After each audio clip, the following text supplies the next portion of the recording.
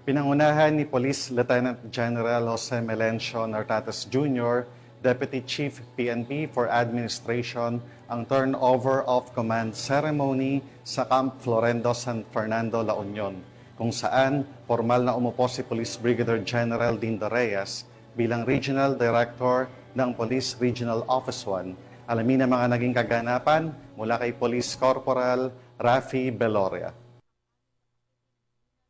Isayang turnover of command ceremony ang naganap noong ika-21 ng Hunyo taong kasalukuyan sa Camp Brigadier General Oscar M. Florendo, Parian, San Fernando City, La Union, kung saan formal na tinanggap ni Police Brigadier General Dindo R. Reyes ang kanyang tungkulin bilang Regional Director ng Police Regional Office 1. Humalili si Police Brigadier General Dindo R. Reyes kay Police Brigadier General Lou F. Evangelista na naglingkod ng 1 taon at 6 na buwan sa parehong posisyon. Sa ilalim ng kanyang pamumuno, nagtagumpay ang Police Regional Office 1 sa pagpapaigting ng kapayapaan, seguridad at mga makabulahang inisyatiba gaya ng Police Community Academy at modernisasyon ng kagamitan at pasilidad. Pinangunahan naman ni Police Lieutenant General Jose Melencio C. Nartates Jr., Deputy Chief PNP for Administration, ang seremonya bilang kinatawan ng hepe ng Pambansang Pulisya ng Pilipinas na si Police General Nicolas de Torre III. Dumalo sa okasyon ang mga opisyal mula sa iba't ibang ahensya ng pamahalaan, buong puwersa ng PRO1 at mga panauhing nagbibigay suporta sa lokal na kapulisan.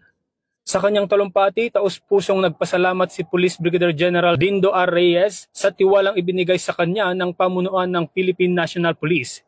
Ibinahagi rin niya ang kanyang malinaw na direktiba sa Police Regional Office 1. Ang ating pulis ay dapat maaasahan, malalapitan at mapagkakatiwalaan.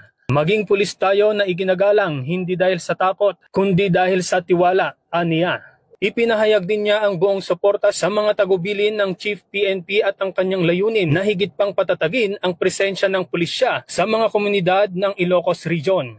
Ang makabuluhang seremonya na ito ay nagpapakita ng matibay na paninindigan ng Philippine National Police sa patuloy na pagpapatupad ng epektibong serbisyong pampubliko at pagpapanatili ng kapayapaan sa buong rehiyon.